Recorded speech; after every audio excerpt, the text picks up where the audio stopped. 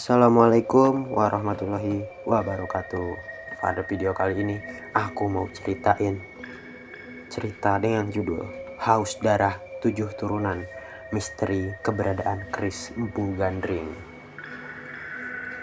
Di tanah Jawa ada satu pusaka yang namanya tak pernah benar-benar hilang. Keris itu disebut-sebut bukan sekedar senjata, melainkan warisan kutukan.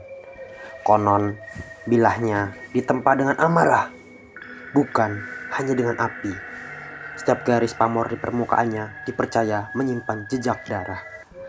Legenda lama mengatakan keris itu meminta tumbal, bahkan setelah ratusan tahun. Kutukan tidak berhenti pada satu korban, melainkan turun keturunan. Banyak orang yang menyebutnya keris haus darah 7 turunan. Semakin dicari, semakin banyak kejadian aneh yang mengikutinya. Semakin dekat, semakin terasa hawa yang tidak wajar. Dan yang paling menakutkan, keris itu seolah bisa memilih pemiliknya sendiri. Tidak ada yang benar-benar tahu di mana keris itu berada sekarang. Ada yang percaya pusaka itu disembunyikan jauh di bawah tanah keramat. Ada pula yang yakin ia berpindah tangan secara diam-diam dari generasi ke generasi. Sebagian mengatakan keris itu disimpan dalam peti besi, terkunci rapat. Namun anehnya, kunci apapun selalu terasa sia-sia untuk membukanya. Karena pusaka seperti itu tidak hanya terbuat dari logam, ia membawa sesuatu yang hidup, sesuatu yang lapar. Di beberapa desa, orang tua melarang anak-anak menyebutnya namanya saat malam. Mereka percaya menyebutnya sama seperti memanggilnya. Dan jika sudah dipanggil, ia akan datang dengan cara yang tidak terduga. Pada suatu malam, sebuah rumah tua di pinggir desa mendadak dipenuhi bau besi karat. Padahal tidak ada senjata, tidak ada alat tajam, dan tidak ada bengkel di sana. Kemudian bau itu muncul perlahan, lalu menjadi semakin menusuk. Lampu-lampu berkedip seperti menolak untuk tetap menyala. Angin dingin masuk dari celah pintu, meski semua jendela tertutup rapat. Di ruang tengah, terdengar suara gesekan logam halus, seolah ada bilah keris yang sedang ditarik pelan dari sarungnya. Namun, tidak ada siapapun yang berani berdiri untuk memeriksa. Di sudut ruangan, bayangan memanjang seperti tangan yang meraba. Malam itu, ketakutan terasa seperti benda padat yang menekan dada. Keesokan harinya, ditemukan bekas goresan yang panjang di lantai kayu ruang tengah. Goresan itu rapi, tajam, seperti bekas bilah yang sengaja digesekkan. Tidak ada darah, namun aroma anyirnya samar masih tertinggal. Orang-orang yang melihatnya langsung terdiam, wajah mereka memucat. Mereka teringat kisah lama tentang pusaka yang selalu meninggalkan tanda bahwa ia pernah singgah atau sedang menunggu. Di luar rumah, ayam berkokok tidak wajar, berulang-ulang tanpa henti. Anjing-anjing kampung menghindar, menolak mendekat. Bahkan burung pun tidak hinggap di atap rumah itu. Seolah alam sendiri mengetahui ada sesuatu yang tidak semestinya berada di sana. Pada malam berikutnya, suara tangisan terdengar dari dapur. Namun, tidak ada wujud. Tangisan itu bukan suara manusia dewasa, bukan pula suara anak kecil biasa. Tetapi suara itu seperti gabungan ratapan dan desahan panjang. Lalu disusul suara tawa pendek, pelan namun membuat bulu kuduk berdiri. Di dekat tungku, abu sisa kayu berubah membentuk garis seperti pamor keris. Tidak ada yang menyentuhnya, namun pola itu muncul sendiri. Hawa panas dan dingin bergantian, membuat ruangan terasa tidak nyata. Saat pintu dapur dibuka, bau besi karat semakin padat. Di lantai ada jejak basah seperti bekas telapak kaki yang baru keluar dari sumur. Jejak itu berhenti tepat di depan lemari tua, lalu menghilang begitu saja. Pada tengah malam, rumah itu mendadak senyap seperti mati. Tidak ada suara serangga, tidak ada angin, dan tidak ada apapun. Lalu terdengar suara bilah logam beradu. Sekali, lalu 2 kali. Getarannya terasa sampai ke tulang, seolah suara itu berasal dari dalam tubuh.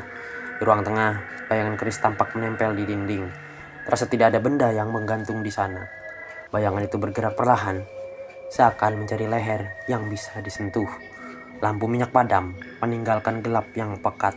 Dalam gelap, terdengar bisikan kata-kata kuno yang tidak dipahami. Namun maknanya terasa jelas. Pusaka itu sedang meminta tumbal. Ketika fajar datang, lantai rumah dipenuhi garis-garis halus seperti bekas sayatan. Garis itu membentuk pola melingkar, menyerupai pagar goib. Di tengah pola ada bekas hitam seperti arang terbakar. Bau hangus bercampur bau anyir membuat kepala pusing. Di sudut ruangan, kain putih yang semula bersih berubah menjadi kusam. Ada noda gelap di ujungnya, namun tidak jelas apakah itu darah ataupun tanah. Setiap orang yang melihatnya merasa mual tanpa sebab. Tangan bergetar, jantung berdebar, keringat dingin turun. Rasa takut tidak lagi seperti perasaan, melainkan seperti kutukan yang menempel. Dan sejak pagi itu, banyak orang mulai yakin pusaka itu benar-benar berada dekat. Beberapa orang mencoba mencari sumbernya, namun hutan di belakang desa terasa berubah. Jalur yang biasa dilewati kini mendadak berputar kembali ke tempat semula. Pohon-pohon di sana tampak sama, seperti menipu mata. Kabut turun meski matahari masih tinggi. Dari balik semak terdengar suara langkah kaki yang mengikuti. Namun setiap kali menoleh tidak ada siapapun. Di tanah ada bekas seretan panjang seperti bilah logam diseret. Bekas itu menuju sebuah batu besar yang ditumbuhi lumut tebal.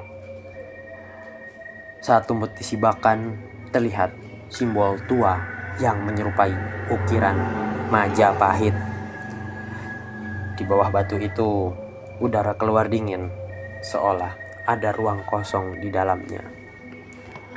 Malamnya, suara gamelan terdengar jauh dari dalam hutan. Nadanya pelan, namun jelas, seperti dimainkan di tempat yang tidak terlihat. Suara itu membuat kepala berat dan mata sulit terbuka. Seakan ada yang memaksa semua orang untuk tertidur. Namun yang tidak tertidur justru melihat sesuatu yang lebih mengerikan. Di depan rumah ada bayangan tinggi membawa bentuk keris di tangannya. Bayangan itu tidak memiliki wajah, hanya gelap, pekat seperti asap. Ia berdiri lama, tidak bergerak, seperti menunggu dipersilahkan masuk. Angin berhenti, waktu terasa melambat, nafas terasa tersangkut. Lalu terdengar suara sarung keris dibuka perlahan, sangat dekat padahal tidak ada siapapun. Sejak kejadian itu, tidak ada yang berani lagi mencari keberadaan keris tersebut. Rumah tua ditinggalkan, pintunya dipaku, jendelanya ditutup rapat. Namun setiap malam tertentu, bau besi karat masih tercium dari kejauhan. Kadang disertai suara gesekan logam yang pelan dan panjang.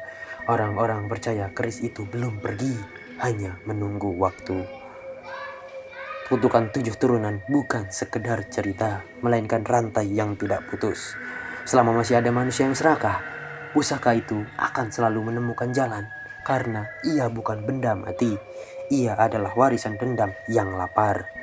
Dan ketika ia kembali muncul, selalu ada yang menghilang tanpa jejak, menyisakan hanya satu pesan: beberapa pusaka tidak diciptakan untuk dimiliki.